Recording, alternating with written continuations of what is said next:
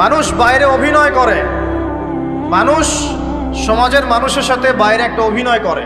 কোন কোন ক্ষেত্রে আমরা নিজেরাই নিজেদের সাথে অভিনয় করি।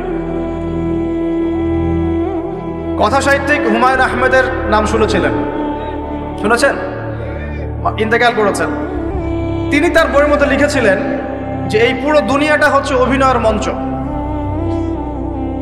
কথা সাহিত্যিক তিনি বলছেন তার মতো করে এই পুরো দুনিয়াটাই অভিনয়ের মঞ্চ, আর আমরা সবাই নিজ নিজ জায়গায় অন্যের সাথে অভিনয় করছি। কোনো কোনো ক্ষেত্রে আমরা নিজেরা নিজেদের সাথে অভিনয় করছি। তিনি বলছিলেন আমরা সবাই অভিনেতা, আর সবচেয়ে বড় অভিনেতা হচ্ছে পলিটিশিয়ানরা, কারণ তাদেরকে অনেক বড় মঞ্চে অভিনয় করতে হয়। এটা আমার কথা না, হুমায়ুন আহমেদের কথা, পড়ে দেখেন তো। আল্লাহ পাক পাঠিয়েছেন তার ইবাদত করতে, আর এই বস্তুবাদী জগৎ আমাদেরকে ভুলিয়ে দিল কিভাবে? কয়েকটা প্রলোভন দিল। প্রথম প্রলোভন হচ্ছে টাকা, তারপরে জীবনে কি করব প্রতিষ্ঠিত হওয়ার চিন্তা, তারপরে চাই আরো চাই এই একটা আকীদা দর্শন, তারপরে আমার স্ত্রী সন্তান আহার পরিবারের কি হবে, আর আরেকটা দর্শন আছে, এটাকে বলে চারবাক দর্শন। এবং দুঃখের সাথে বলতে হয় আমাদের রবীন্দ্রনাথ ঠাকুর কিন্তু এই দর্শনের মানুষ ছিলেন। চারবাক কিরকম? তার কবিতা পড়লে দেখবেন লেখা আছে, দুহাতে যা পাও হাত পেতে নাও, দুহাতে যা পাও হাত পেতে নাও, বাকির খাতা শূন্য থাক, বাকির খাতা শূন্য থাক। ঠিক চারবাক দর্শন। এটা ফিলোসফি পড়েছেন, এখানে অনেক টিচারও আছেন আমি জানি, তারা এই কথাগুলো বুঝবেন। চারবাক দর্শন কেমন? ঋণ করে ঘি খাও, ঋণ করে ঘি খাও, যতদিন বাঁচবে সুখে বাঁচবে, এটা হলো চারবাক দর্শন। তো দুহাতে যা পাও হাত পেতে নাও, বাকির খাতা শূন্য থাক, মিল আছে না? ঋণ করে হলো ঘি খান, যেভাবে হোক ঘি খান আপনি, মানে ঋণ করে হলো ঘি খান, যতদিন বাঁচবেন সুখে বাঁচবেন। তাহলে এই দর্শনগুলো বস্তুবাদী না? বুঝতে পারছেন কিনা? ম্যাটেরিয়ালিজম, বস্তুবাদিতা, মানে আপনি চোখের সামনে যা দেখছেন এই দুনিয়া যেভাবে হোক অর্জন করে নেন, বাকির খাতা শূন্য থাক। ইসলামিক কনসেপ্ট এ টোটাল ডিফারেন্ট কনসেপ্ট। ইসলামের ঈমান, আকীদা, ইসলাম, পরকাল, মুহাম্মদ সাল্লাল্লাহু আলাইহি ওয়াসাল্লামের আদর্শ সম্পূর্ণ ডিফারেন্ট। আমরা বলি কি এই দুনিয়াতে আমরা মুসাফির, দুনিয়াতে আমরা কি মুসাফির, কে কতদিন থাকবো কোনো ঠিক নাই। নবীজি বলছেন, হে আব্দুল্লাহ বিন ওমর, তুমি দুনিয়াতে মুসাফিরের মতো থাকো, সকালবেলা উঠলে সন্ধ্যার অপেক্ষা করো না, সন্ধ্যাবেলা হলে সকালের অপেক্ষা করো। দর্শনের মধ্যে কত পার্থক্য না? আকাশ পাতাল পার্থক্য না? এখন যদি এই বস্তুবাদী দর্শন দিয়ে আপনি চলাফেরা করেন, তাহলে তো আপনার লাইফের অ্যাম্বিশন হবে একটা ফ্ল্যাট, আর ওটা এনি হাও আপনাকে অ্যাচিভ করতে হবে, legal way or illegal way, আপনাকে অ্যাচিভ করতেই হবে, যেহেতু আপনার মোটিভটা হচ্ছে ম্যাটেরিয়ালিজম, বস্তুবাদিতা। আর নবী সাল্লাল্লাহু আলাইহি ওয়াসাল্লাম কি বলছেন? সকালে ঘুম থেকে উঠলে সন্ধ্যার অপেক্ষা করো না, সন্ধ্যাবেলায় থাকলে সকালের অপেক্ষা করো না। তুমি দুনিয়াতে মুসাফিরের মতো থাকো, তোমার যতটুকুতে দুনিয়া চলে যায় এতটুকুতে সন্তুষ্ট থাকো। নবীজি আরো বলছেন, তুমি কখনো উপরের দিকে চোখ দিয়ে হেঁটো না, রাস্তায় যখন হাঁটবে উপরের দিকে দেখো না। লা তানজুরু ইলা মান হুয়া আসফালা মিনকুম, যারা তোমাদের উপরে আছে ওদের দিকে দেখো না, বরং তুমি দেখো যে তোমার নিচে কারা আছে। আবার বলছি, নবীজি বলছেন, তোমরা হাঁটবে যখন রাস্তায় চলাফেরা করবে, তোমাদের উপরের দিকে দেখবে না, তোমাদের উপরে কারা আছে। অলওয়েজ দেখবা তোমাদের নিচে কারা আছে, তোমাদের চেয়ে খারাপ কারা আছে। এক ভাইকে আপনি দেখবেন আপনি সুস্থ, তার হাত নাই। আরেক ভাইকে দেখবেন আপনি সুস্থ, তার চোখ নাই। এক ভাইয়ের পা প্যারালাইজড হয়ে গেছে, এক ভাইয়ের বডি প্যারালাইজড, একজন হার্টের রোগী, একজন ডায়াবেটিসের রোগী। আপনি সুস্থ আছেন, অথচ ওই ব্যক্তির অনেক টাকা পয়সা আছে, আপনার নাই। এখানে কে ধনী বলেন দেখি, আপনি না সে? আপনার সুস্থতা আছে।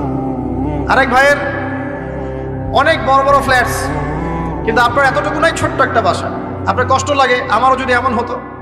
ওই বাসায় গিয়ে দেখলেন যে ইন্টারনালি সে ব্যক্তি সুখে নাই, তার পরিবারে অশান্তি, হৃদ্যতা, ভালোবাসার বন্ধন নাই, আপনার পরিবারে আছে।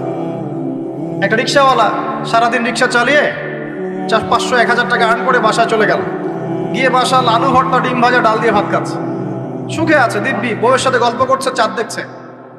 আর সেই তো কবে আপনি ওয়াইফ কিনে চাঁদ দেখেছেন ঠিক নাই। আপনি টাকা অর্জন করার নেশায় বছরের পর বছর স্ত্রী থেকে দূরে আছে, দেখারই সৌভাগ্য হয় না। আসলে সুখ কাকে বলে? সুখটা কি জিনিস? ঢাকাবাসীকে সুখ বোঝানো দরকার। সুখটা কি জিনিস? সুখটা হচ্ছে ইন্টারনাল পিস।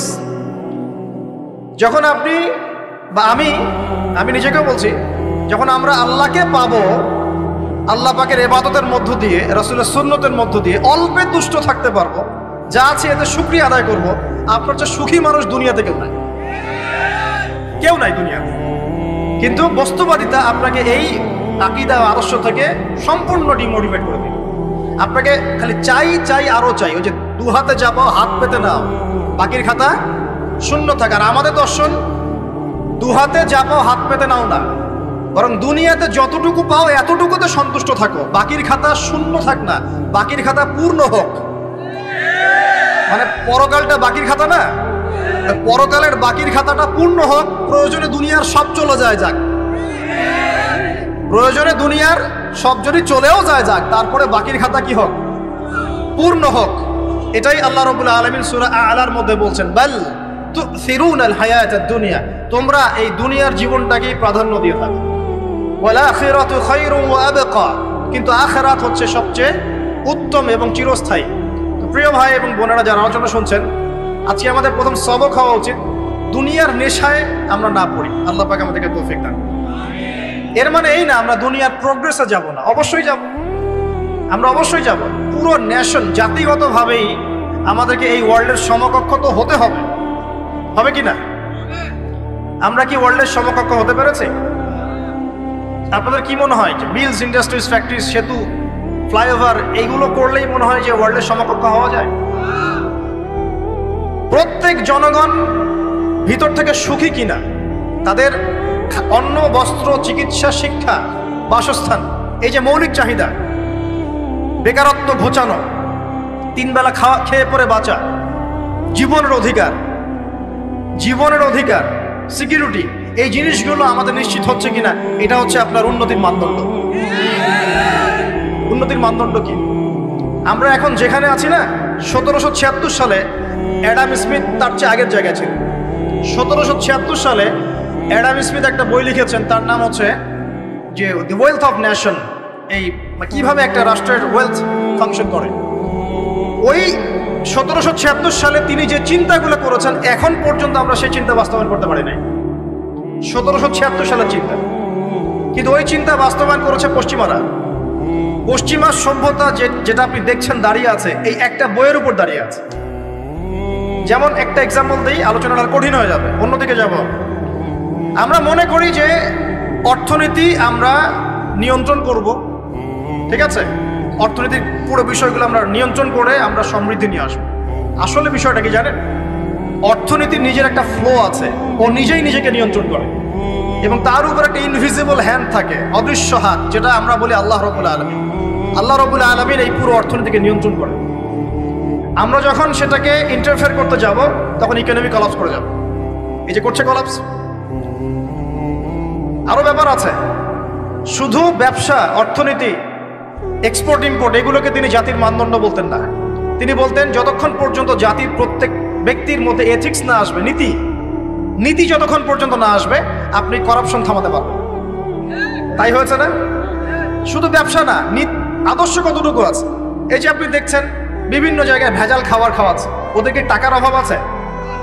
ওদের টাকার কিন্তু অভাব নাই। নেম ফ্রেমের কোনো ঘাটতি আছে? এস্টাবলিশড বিজনেস, তাহলে কেন আপনাকে ভেজাল খাওয়াবে? কারণ তার মধ্যে এথিক্স নাই, নীতি নাই। এই জন্য জাতির প্রত্যেক সদস্যকে, মানে প্রত্যেক জনগণের প্রত্যেককেই আগে নীতিগত শিক্ষা দেওয়া উচিত। আর এই কাজটাই করে ইসলাম। বলে সুবহানাল্লাহ। এই এথিক্স এবং নীতি শেখায় কে? ইসলাম। ইসলামের চেয়ে সার্বজনীনভাবে এবং যুগোপযোগীভাবে কেউই এথিক্স শেখাতে পারবে না। কাগজে কলমে অনেকে অনেক কথা বলতে পারে, প্র্যাকটিক্যালি শেখাবে কে? ইসলাম। এখন বলতে পারেন তাহলে মুসলিমদের মধ্যে দুর্নীতি কেন, মুসলিমদের মধ্যে কেন এই সমস্যাগুলো হয়? উত্তর একটাই, ওই যে স্যার বলে গেলেন, আমি বিভিন্ন ওয়াজে যে এক এক জায়গায় এক এক কথা বলে। উত্তরটা কি? উত্তরটা হচ্ছে যে কোরআন এবং সুন্নাহর সঠিক যে শিক্ষাটা আছে, এই শিক্ষাটা আমরা অনেকেই বাস্তবায়ন করতে পারছি না। এটা আমাদের ব্যর্থতা। এটা কাদের ব্যর্থতা? এটা আমাদের ব্যর্থতা। এখানে আমাদের ব্যক্তি স্বার্থ থাকতে পারে, এখানে আমার জ্ঞানের স্বল্পতা থাকতে পারে, আমার ভিতরে অহংকার থাকতে পারে, বা আমি অল্প শিক্ষিত হতে পারি, এবং এমন হতে পারে আমার জ্ঞানটা যুগোপযোগী না।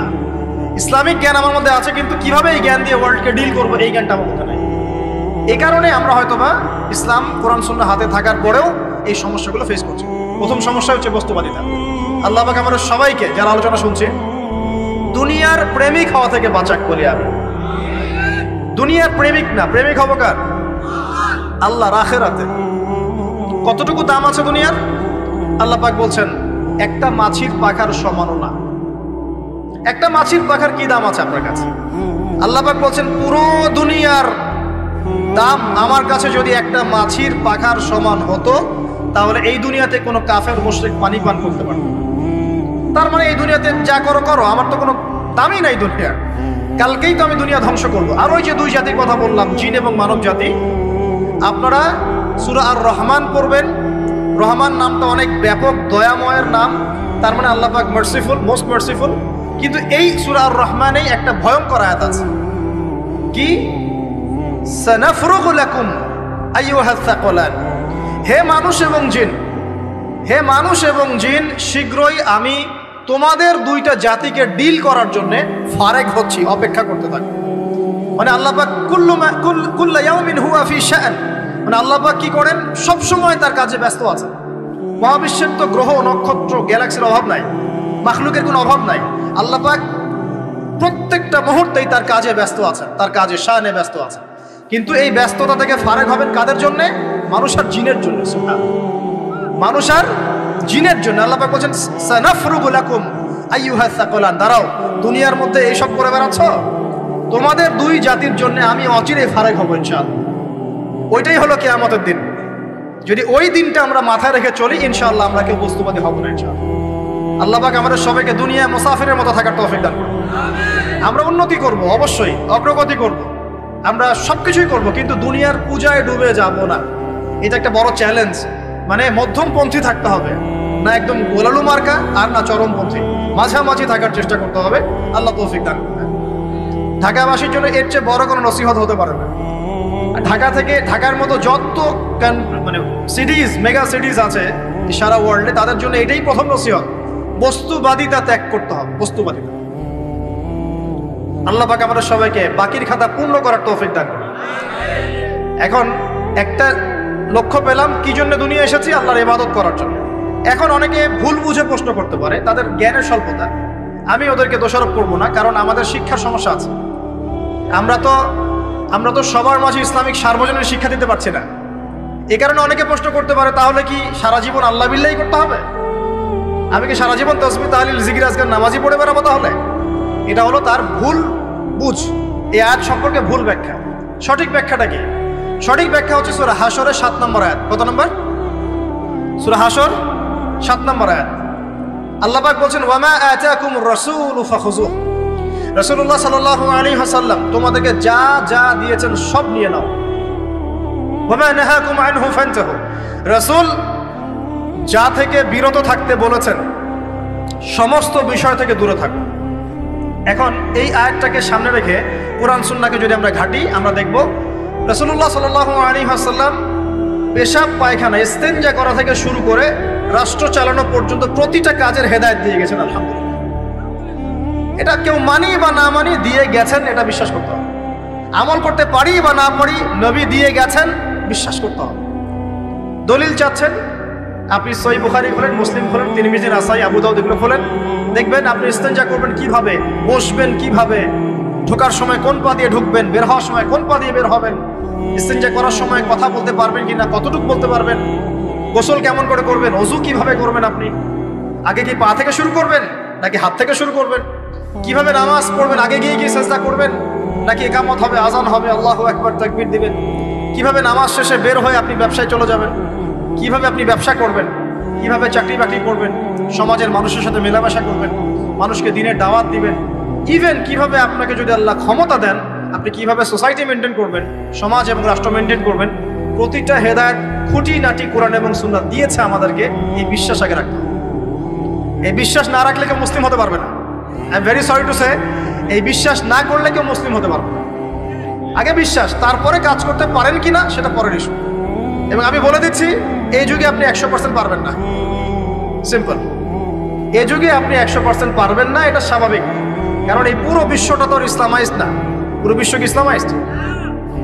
বরং পুরো বিশ্বটা কুফরের উপর আছে। কিসের উপর আছে? পুরো ওয়ার্ল্ডটাই কুফরের উপর আছে, পুরো ওয়ার্ল্ডটাই।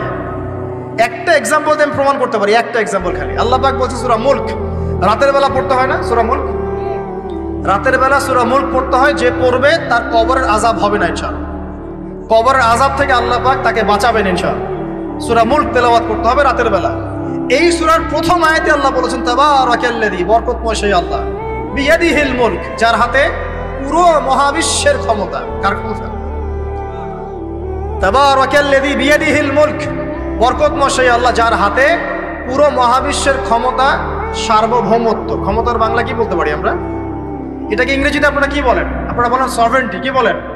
সভরেন্টি বিলংস টু আল্লাহ। এখানে সভরেন্টি বিলংস টু কে?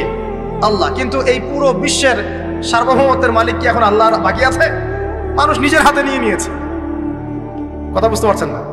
পুরো বিশ্বে আল্লাহর সার্বভৌমত্ব চলে এখন, মানুষের সার্বভৌমত্ব চলে এখন। তো পুরো ওয়ার্ল্ডটাই কুফরের উপর আছে না? বিশ্বটাই কুফরের উপর। এখন বাদ দেন, এই ওয়ার্ল্ডে আপনি 100% ইসলাম ডিল করতে পারবেন না, সিম্পল। কিন্তু আগে বিশ্বাস করেন যে একদম টয়লেট থেকে শুরু করে আসমান পর্যন্ত সবকিছুই হেদায়েত কোথায় আছে? কোরআন শুনে আছে কি নাই? এখন মানতে পারি না, সেটা আলাদা ইস্যু। কেউ বিশ্বাস করেছে, মানতে পারে না, আল্লাহ তাকে মাফ করে দিবে ইনশাআল্লাহ। বিশ্বাস করেছি, মানতে পারিনি, আল্লাহ মানে বিশ্বাস করেছি, আমল করতে পারি নাই, হে আল্লাহ আমল করতে গিয়েছি, প্রতিবন্ধকতা পেয়েছি, সমাজ এমন ছিল না, বিশ্ব এমন ছিল না, আমি পারি নাই, আল্লাহ মাফ করে দাও। ইনশাআল্লাহ আল্লাহ মাফ করে দেবে ইনশাআল্লাহ। কারণ আল্লাহ পাক বলেছেন, কারো আমল নামায় যদি শিরকের পাপ না থাকে, যে কোনো গুনাহ আল্লাহ যাকে ইচ্ছা মাফ করে দেবে। আমল নামায় এখানে শিরকের পাপ রাখা যাবে না, যে কোনো গুনাহ আল্লাহ যাকে ইচ্ছা মাফ করতে পারেন। বুঝাচ্ছি, মনে করেন একজন জেনা করেছেন, আল্লাহ মাফ করুন। ওই জেনাকার ব্যক্তি যদি বিনা তওবাতেও মারা যায়, তওবা করে নাই, বিনা তওবাতেও মারা যায়, কাল কিয়ামতের মাঠে আল্লাহ পাক তাকেও মাফ করতে পারেন। আল্লাহু আকবার। কিন্তু একজন ব্যক্তি শিরক করেছে, তওবা না করে মারা গেছে, আল্লাহ তাকে মাফ করবে। এখন শিরকের পাপ ছাড়া যে কোনো পাপ আল্লাহ মাফ করবেন ইনশাআল্লাহ। সো আগে আকীদা পোষণ করি যে হ্যাঁ, কোরআন সুন্নাহয় সবকিছুর সমাধান আছে আলহামদুলিল্লাহ। এখন আমি আমল করতে গিয়ে হয়তো পারছি না, এখন আমার বিশ্বাস চলমান বিশ্বের সাথে সাংঘর্ষিক হচ্ছে, এবং এই বিশ্বাসকে দমিয়ে দেওয়ার জন্য কি করা হচ্ছে? এই বস্তুবাদিতার মতো আদর্শগুলো আপনার সামনে তোলা হচ্ছে। এখানে উত্তরটা কি? এখানে উত্তরটা হচ্ছে, দেখুন, ইবাদত মানে শুধুমাত্র নামাজ, রোজা, হজ, যাকাত নয়। ইবাদত মানে শুধুমাত্র নামাজ, রোজা, হজ, যাকাত নয়, বরং আমার জীবনের প্রতিটা সেক্টরই ইবাদত বলে কাউন্ট হবে যদি আমি সেই কাজটাকে নবীর সুন্নাত অনুযায়ী করতে পারি। আমার কথা কি বুঝতে পারছেন? এই হলো ব্যাখ্যা, ওয়ামা খালাকতুল জিন্না ওয়াল ইনসা ইল্লা লিয়াবুদুন। আমি জিন আর মানুষকে শুধু আমার ইবাদত করার জন্যই সৃষ্টি করেছি। আপনার ইস্তেনজা করাটা ইবাদত। সুবহানাল্লাহ। আমার ইস্তেনজা করা কার প্রয়োজন? আমার না ইসলামের, না আল্লাহ পাকের? ইস্তেনজা কার জন্য করি? আমার প্রয়োজন। আমাকে এখন ইস্তেনজা করতে হবে, কষ্ট দিচ্ছে আমাকে। খাবার খাবেন, কার জন্য খাচ্ছেন? আমার জন্য নয় কি? আমার জন্য। আপনি ব্যবসা করছেন, কার জন্য? আমার জন্য, আমার স্ত্রী সন্তান, আমার পরিবারের জন্য। আপনি সমাজ চালাচ্ছেন কার জন্য? আপনার জনগণের জন্য। এখানে স্বার্থ কার? মানুষের না আল্লাহ? আমার স্বার্থ, আমার স্বার্থে আমি এই সব কাজগুলো করব, নবীর সুন্নাহ অনুযায়ী করব, তাহলে দুনিয়াবি কাজগুলোতেও আল্লাহ পাক নেকি দিয়ে দিবেন ইনশাআল্লাহ। কেমন দুনিয়াবি কাজ? স্ত্রী সহবাস করা, স্ত্রীর সাথে ভালোবাসা, প্রণয় বিনিময়। আপনি স্ত্রীর দিকে তাকিয়েছেন, নেকি হয়েছে। স্ত্রীর হাতটা ধরেছেন, নেকি হয়েছে। স্ত্রীকে আদর করেছেন, নেকি হয়েছে। তার মুখের মধ্যে ভাত তুলে দিয়েছেন, নেকি হয়েছে। আপনার ছেলেকে আদর করে কোলে নিয়েছেন, নেকি হয়েছে। মা ছেলেকে দুধ পান করাচ্ছে, নেকি হচ্ছে। আপনি ভাইকে 5টা টাকা দিয়ে সহযোগিতা করলেন, নেকি হচ্ছে। একজন এসে বসতে পারছে না, জায়গা ছেড়ে দিলেন, নেকি হচ্ছে। ইভেন রাস্তায় হাঁটছেন, এক মুসলিম ভাইয়ের সাথে সাক্ষাৎ হলো, সালাম দিলেন, মুচকি হাসি দিলেন, নেকি হয়ে গেল। তাহলে আমরা কিভাবে বলতে পারি যে ইসলাম কি শুধু নামাজ, রোজা, হজ, যাকাতকেই স্বীকৃতি দেয়? এগুলো করতেই দুনিয়াতে আসছি, নাকি সব কাজই ইবাদত? আমার আলোচনা কি কঠিন হয়ে যাচ্ছে? আমাদের জীবনের প্রতিটা কাজই ইবাদত, যদি সেটা রাসূল সাল্লাল্লাহু আলাইহি ওয়াসাল্লামের সুন্নাহ মতো করা হয়। 3টা জিনিস খেয়াল রাখতে হবে। কয়টা জিনিস ভাই? এক, সেই ইবাদত হতে হবে আল্লাহর সন্তুষ্টির জন্য। এই যে আমি স্ত্রীর মুখে ভাত তুলে দিচ্ছি, তার কাছ থেকে কিছু পাওয়ার আশায় নয়। আমি দিচ্ছি আল্লাহর সন্তুষ্টির জন্য। আমি যে একজন মুসলিম ভাইকে হাসি মুখে সাক্ষাৎ করলাম, ও আমাকে ভালো বলবে, পরে আমাকে হেল্প করবে, এমন এই জন্য নয়, আল্লাহ পাক সন্তুষ্ট হবেন তাই। আমি নামাজে দাঁড়িয়েছি, লোকে আমাকে ভালো বলবে এই জন্য দাঁড়াই নাই, দাঁড়িয়েছি কেন? যাতে আল্লাহ আমাকে কালকে কিয়ামতের মাঠে বাঁচাবে। আমি দাড়ি ছেড়ে দিয়েছি কেন? মানুষ আমাকে হুজুর বলবে তাই, এই জন্য নয়, বরং আল্লাহর রাসূলের সুন্নাত জীবিত করেছি, ইনশাআল্লাহ আমি 50 জন শহীদ সাহাবীর নেকি পাবো ইনশাআল্লাহ। কেন আমি টাকনুর নিচে কাপড় পরছি না? কারণ কি মানুষ আমাকে বলবে নতুন ফ্যাশন? না, আমি এই কারণে পড়ছি যাতে রাসূল সাল্লাল্লাহু আলাইহি ওয়াসাল্লাম কাল কিয়ামতের মাঠে এই সুন্নাহর উপর আমল করার জন্য আমার পক্ষে সুপারিশ করে। আমার ইবাদত, আমার পর্দা, আমার পরিবার, আমার ব্যবসা, আমার অর্থনীতি, আমার পলিটিক্স সবকিছু আল্লাহর জন্য করব, এই একটা হলো মূলনীতি ইবাদত কবুল হওয়ার। 1 2 সেই আমলটা হতে হবে রাসূলের সুন্নাহ মোতাবেক, অন্য কোনো পদ্ধতিতে নয়। মনে করেন আমি একজন খুব বড় বুজুর্গ হয়ে গেছি, নাউজুবিল্লাহ, না আমরা এত বড় বুজুর্গ হয়ে যাই নাই, যে টাইটেলগুলো আপনারা দেন এগুলোর কোনো প্রয়োজনও নাই। এখন একজন বড় বুজুর্গ এসে যদি আপনাকে কোনো ইবাদতের পদ্ধতি শিখিয়ে দেয় যে এই পদ্ধতিতে ইবাদত করো অনেক ভালো হবে, কিন্তু ওই পদ্ধতির সাথে রাসূলের এবং সাহাবীদের পদ্ধতির কোনো মিল নাই, মুখরোচক মনে হলো, দেখতে সুন্দর মনে হলো এবং অনেক মানুষ তা করছে এরকম দলিল থাকলেও সেই কাজটা করা যাবে না। কারণ কি? কারণ সেই কাজটা রাসূল সাল্লাল্লাহু আলাইহি ওয়াসাল্লামের সুন্নাহ মাফিক হয়নি। আল্লাহ রাসূল করেন নাই, সাহাবীরা করেন নাই, বাস আমি করব না, সিম্পল। ইমামরাও করেন নাই, পরবর্তী জেনারেশনের কেউই করেন নাই। এখন যত ভালো টাটকা মজা লাগুক, দেখতে সুন্দর লাগুক, বহু মানুষ করছে, এইসব দলিলে ইসলাম টিকবে না। আল্লাহ পাক বোঝার তৌফিক দান করুন। 1 নম্বর শর্ত আল্লাহর সন্তুষ্টির জন্য হতে হবে। 2 নম্বর রাসূলের পদ্ধতিতে হতে হবে। 3 নম্বর খুব ডিফিকাল্ট, 3 নম্বরটা বেশি ডিফিকাল্ট। প্রথম 2টা পার হয়ে গেলেও 3 নম্বরে গিয়ে আমরা আটকে যাচ্ছি আর কি। বলবো? রাগটা করবেন না তো? 3 নম্বর হচ্ছে রিজিক হালাল হতে হবে। রিজিক হালাল হতে হবে। পশ্চিমের আদলে গড়া এই পুরো বিশ্বের বেশিরভাগ মানুষের রিজিক এখন হারাম। কেন হারাম? কারণ কোনো না কোনোভাবে আমরা সুদের সাথে সম্পৃক্ত হয়ে যাচ্ছি, কোনো না কোনোভাবে। আর নবীজি অনেক আগেই বলেছিলেন, 1400 বছর আগে, যে একটা জামানা তোমাদের সামনে আসবে, যে মানুষ সুদ খেতে চাইবে না তার গায়েও সুদের ছিটাফাটা গিয়ে লাগবে। লাগছে কিনা? এখন আপনি খেতে চাইবেন না, আপনাকে মেসেজ পাঠিয়ে দেওয়া হবে আপনার অ্যাকাউন্টে এত টাকায় যোগ হয়েছে। কি করবেন এখন? টাকাটা আপনি সুদের টাকা। সুদের টাকা মানে কি? 1 দিরহাম যে ব্যক্তি সুদ খেয়েছে সে যেন 36টা মেয়ের সাথে জেনার পাপ করেছে। সহিহ বুখারীর হাদিস, একদম অকাট্য, সহিহ, সনদ সহিহ, এমন না জয়ীফ জাল, এমন নয়। 1 দিরহাম যে ব্যক্তি সুদ খেয়েছে সে যেন 36 বার জেনা করলো, নবী সাল্লাল্লাহু আলাইহি ওয়াসাল্লাম বলেছেন।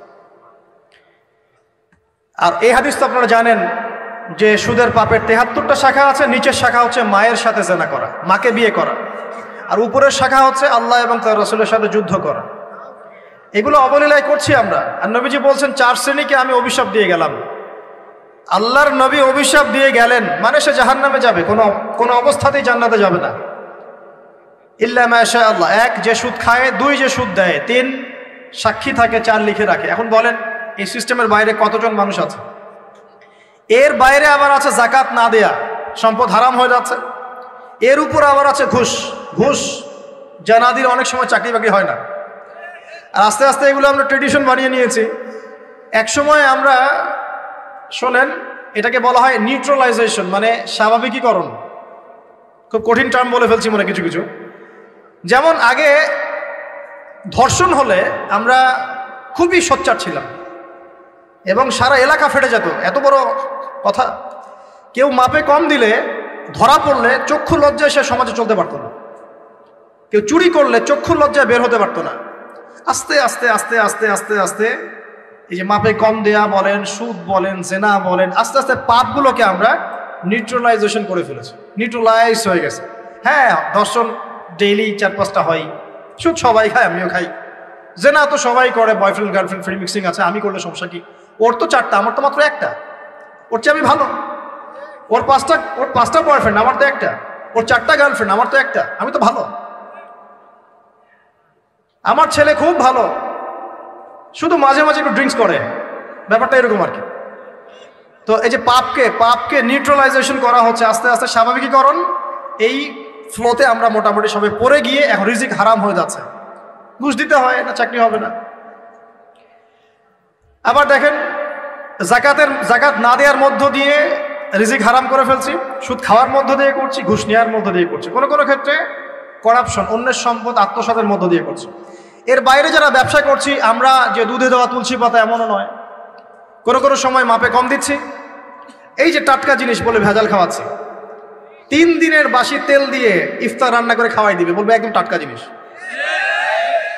রমজান মাস আসছে সামনে না, কত যে মানুষ বের হবে যারা তারাবির নামাজ পড়বে একদম 20 রাকাত, ওখানে রাকাত নিয়ে ঝগড়া হবে।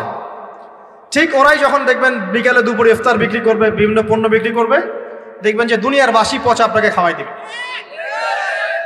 এই শ্রেণীর মানুষের ধারণা যে লা ইলাহা ইল্লাল্লাহ শুধু মসজিদে আছে, বাজারে নাই। এটা ধারণা, লা ইলাহা ইল্লাল্লাহ মুহাম্মাদুর রাসূলুল্লাহ, এটা মসজিদে আছে, বাজারে, সমাজে, অন্য জায়গায় নাই। এটা তাদের ধারণা। তাদের এই ধারণা অচিরেই ভাঙবে যখন মৃত্যুর দূত চলে আসবে। তখন বুঝবে লা ইলাহা ইল্লাল্লাহ একটা সার্বজনীন কালিমা, যেটা জীবনের সব ক্ষেত্রেই চলতে হবে। আল্লাহ পাক আমাদেরকে বোঝার তৌফিক দান। তো ব্যবসা করছি আলহামদুলিল্লাহ, অ্যাটলিস্ট সুদ খাচ্ছি না।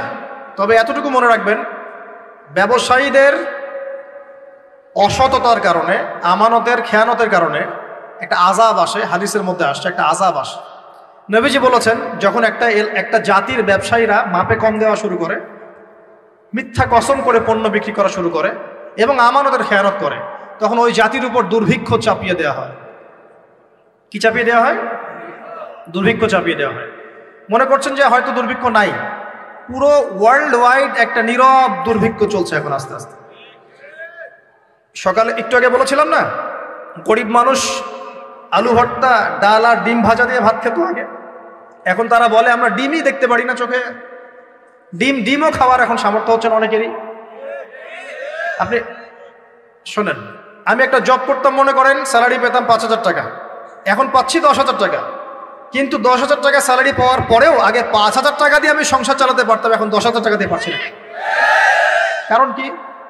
কারণ হচ্ছে মুদ্রাস্ফীতি, দ্রব্যমূল্যের ঊর্ধ্বগতি, এর পাশাপাশি আছে আমানতের খেয়ানত করা, করাপশন এবং কিছু অসৎ ব্যবসায়ীর এই দুরভিসন্ধি। এসবের কারণে সাফার করছি কারা? আপনি তো সাফার করবেন না, কারণ আপনার তো ফ্ল্যাট আছে বড়। আপনি তো সাফার করবেন না, বিকজ আপনার আমার তো 3 বেলা খাওয়ার টাকা পয়সা আছে। এই যে আমি এসেছি, আমাকে ভালো অঙ্কের হাদিয়া দিচ্ছি, আমি তো সাফার করবো না।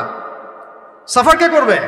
সাফার করবে রিক্সাওয়ালা ভাই, ভ্যানওয়ালা ভাই, এই যে রাস্তাঘাটে যারা আশপাশে বাসা করে আছে, যারা দারিদ্র্য সীমার নিচে আছে, এদের সংখ্যা কত আপনার মনে হয়? মিনিমাম 3 থেকে 4 কোটি মানুষ আমাদের দেশের মধ্যে। মনে হচ্ছে পপুলেশনটা কম? উমর রাদিয়াল্লাহু আনহু বলতেন, আমি ভয় করি যদি আমার অধীনে একটা মেষপালক, মানে যে মেষ চড়ায়, এই মেষপালক এবং তার মেষ যদি না খেয়ে মারা যায়, আমি ভয় করি আল্লাহ কাল কিয়ামতের মাঠে আমাকে দাঁড় করিয়ে বলবেন, হে ওমর, তোমার তত্ত্বাবধানে এই ব্যক্তি না খেয়ে মরল কেন? এগুলো হিস্ট্রি হয়ে গেছে জাদুঘরে। এগুলো কোথায়? যা মিউজিয়ামে, হিস্ট্রি মিউজিয়ামে। কিন্তু এটাই ইসলাম। এখন সলিউশন কি? একটু এই জায়গায় কথা বলে সামনে যাই, একটু মনোযোগ দেন। সলিউশনটা কি? প্রথম কথা হচ্ছে আমাদের সবাইকে আমানতদার হতে হবে ভাই, প্লিজ। যে যার জায়গা থেকে আমানতের পরিচয় দিয়ে আল্লাহ পাক তৌফিক দান করুন। 2 নাম্বার, অল্পে তুষ্ট থাকার চেষ্টা করতে হবে। অল্পে তুষ্ট থাকার চেষ্টা করি, আল্লাহ তৌফিক দান করুন। 3 নাম্বার, কোনো প্রকার সম্পদ অপচয় করা যাবে না। কোনো প্রকার সম্পদ, না ব্যক্তিগত, না সোশ্যাল, না আমরা জনগণ, রাষ্ট্রীয় সম্পদ, কোনোভাবেই সম্পদ অপচয় করা যাবে না। আমরা প্রচুর অপচয় করি, প্রচুর। আমরা জনগণরাই করি। আমরা কি দুধে দেওয়া তুলসী পাতা মনে করছেন নাকি? জনগণ দুধে দেওয়া তুলসী পাতা মনে করছেন? কে বলেছে মাপে কম দিতে? ওকে সরকার ফোর্স করেছে? ও দিল কেন? কে পাপে এখানে? কার দোষ বলেন? আমরা অলওয়েজ আঙ্গুল উপরের দিকে, সবার আগে আঙ্গুল হবে এই দিকে, নিচের দিকে। আমরা অলওয়েজ মানুষের ফেস দেখার চেষ্টা করি। আগে ফেস দেখবো, আয়নায় নিজের ফেস, তারপরে মানুষের ফেস। আমরা মাপে কম দিই। আমরাই তো সুদ খাচ্ছি, আমরাই ঘুষ নিচ্ছি, আমরা দুর্নীতি করছি, আমরা মানুষের সম্পদ অন্যায়ভাবে হস্তক্ষেপ করছি, আমরা রাষ্ট্রের সম্পদ অপচয় করছি, আমরা সিগন্যাল দিয়েছে, আপনি মানলেন না, তো সিগন্যাল দিয়েছে মানলেন না, এখানে তো আপনি খেয়ানত করলেন। টোল দিয়েছে, টোল, আপনি ফুস করে গাড়িটা টান দিয়ে চলে গেলেন, আপনি তো খেয়ানত করলেন এখানে। এই ট্যাক্স তো রাষ্ট্রের পাওনা ছিল, দীর্ঘদিন বিল পড়ে আছে, আপনি দিচ্ছেন না বিল, ট্যাক্সের টাকা দিচ্ছেন না, বিল দিচ্ছেন, আপনি তো খেয়ানত করছেন। এই হিউজ অ্যামাউন্ট অফ যদি করাপ্টেড মানিগুলোকে এক জায়গায় করা যায় না, বাংলাদেশ হবে নিউ ইয়র্ক, একদম এক থেকে নিউ ইয়র্ক।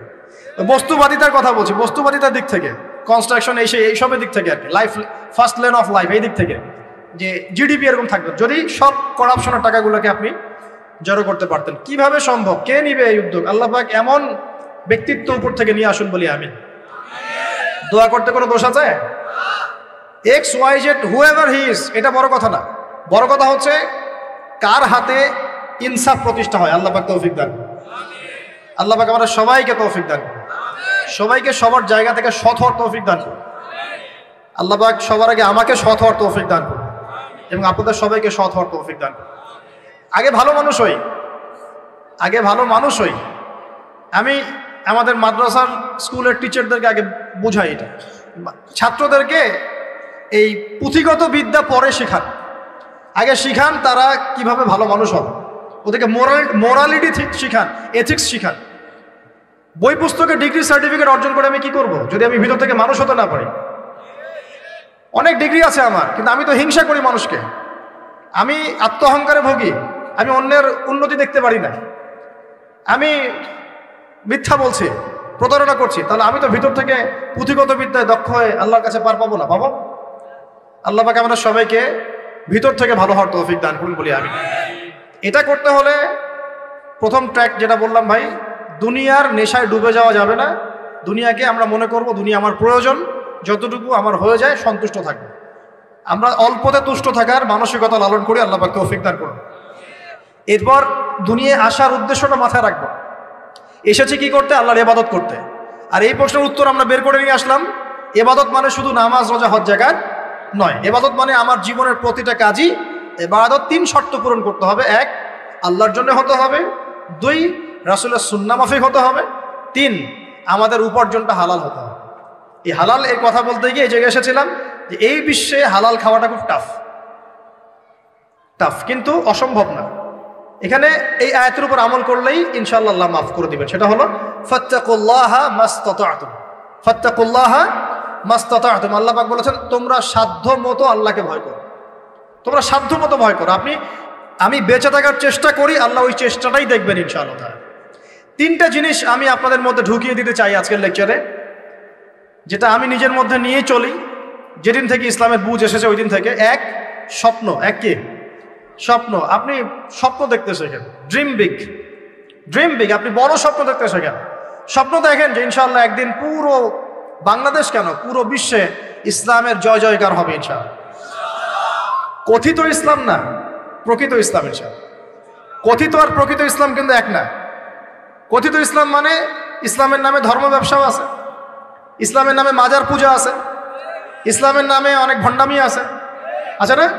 ইসলামের নামে অনেক কিছু চলে যেগুলো আসলে ইসলামের সাথে সম্পর্কিত না, মানুষ করছে, মানুষ ইসলাম মনে করে। আমরা কথিত ইসলামের কথা বলছি না, প্রকৃত ইসলামের কথা বলছি। কোন ইসলাম? যে ইসলাম রাসূল সাল্লাল্লাহু আলাইহি ওয়াসাল্লামের যুগে ছিল, সেই ইসলাম। যে ইসলাম আবু বকর সিদ্দিকের যুগে ছিল, যে ইসলাম উমর ইবনুল খাত্তাবের যুগে ছিল, যে ইসলাম উসমান আলী রাদিয়াল্লাহু আনহুমা তাদের যুগে ছিল, যে ইসলাম আদম থেকে নিয়ে মুহাম্মদ সাল্লাল্লাহু আলাইহি ওয়াসাল্লাম পর্যন্ত 1,24,000 নবী রাসূল আল্লাহর জমিনে প্রতিষ্ঠা করে গেছেন, ওই ইসলামের কথা বলছি। বড় স্বপ্ন দেখেন ইনশাআল্লাহ। এই স্বপ্নে আমিও একটা ভূমিকা রাখবো ইনশাআল্লাহ। এই স্বপ্নটা নিজের মধ্যে সেট করেন, তাহলে আপনার মধ্য দিয়েও ইসলাম একটা খেদমত পাবে ইনশাআল্লাহ। সবাই লেকচারার হবে না, কেউ হয়তো বই লিখবে, কেউ হয়তো ইসলামের জন্য গাইবে, ইসলামের জন্য কবিতা লিখবে, ইসলামের জন্য ইকোনমিক কোনো প্রজেক্ট লঞ্চ করবে, ইসলামের জন্য পলিটিক্যাল সেকশনে দুর্নীতি কমাই দেবে, ইসলামের জন্য হয়তো কেউ কনস্ট্রাকশনাল রেভলিউশনারি কাজ করবে, ইসলামের জন্য নেশনকে এগিয়ে নিবে। এমনকি ইসলামের জন্য নাম্বার স্বপ্নের সাথে সাথে লক্ষ্য স্থির করতে হবে। লক্ষ্য স্থির করতে হবে। লক্ষ্যটা কি? এই লক্ষ্য নিয়ে কথা বলতেই শুরু করেছে। লক্ষ্যটা হবে পরকাল। লক্ষ্যটা কি? লক্ষ্য একটাই, জান্নাত। লক্ষ্য কি? জান্নাত। এই লক্ষ্যে কাজ করতে গিয়ে যদি আল্লাহর পথে আপনাকে গালি খেতে হয়, সমালোচনা শুনতে হয়, আপনার শারীরিক, মানসিক, অর্থনৈতিক নির্যাতন সহ্য করতে হয়, দেখবেন আপনি মন থেকে সুকুন, শান্তি ফিল করছেন। এই পথে যদি হোঁচট খেয়ে পড়েও যান, শান্তি লাগবে, ভালো লাগবে যে আমি আল্লাহর জন্য করেছি, আল্লাহ আমাকে এটার আজর দিবেন। মানুষ আমাকে অনেক ভালো বলছে, এর মানে এই নয় যে আমি জান্নাত পেয়ে গেছি। আবার মানুষ আমাকে ছিছি করছে, এর মানে এই নয় যে আমি জাহান্নামে চলে গেছি। প্রকৃত ভালো আর মন্দের মানদণ্ড আল্লাহ ফিক্স করবেন ইনশাআল্লাহ কাল কিয়ামতের মাঠে। ফামান যুহজিহা আনিন নার ওয়া উদখিলাল জান্নাতা ফাকাদ ফাজ। ওই দিন আল্লাহ পাক যাদেরকে জাহান্নামের আগুন থেকে বাঁচাবেন, জান্নাতে ঢোকাবেন, একমাত্র তারাই সফল, আর কেউ সফল নয়। আমি বলি এই আয়াত হচ্ছে, দিস আয়াত is the definition of success. এই আয়াত হচ্ছে সাফল্যের সংজ্ঞা। এই যে সাফল্য সাফল্য বলি আমরা, বাবা তোমাকে সফল হতে হবে, মা তোমাকে সফল হতে হবে, হ্যাঁ, what is the definition of success? আপনারা কি মনে করেন সাফল্যের সংজ্ঞা কি?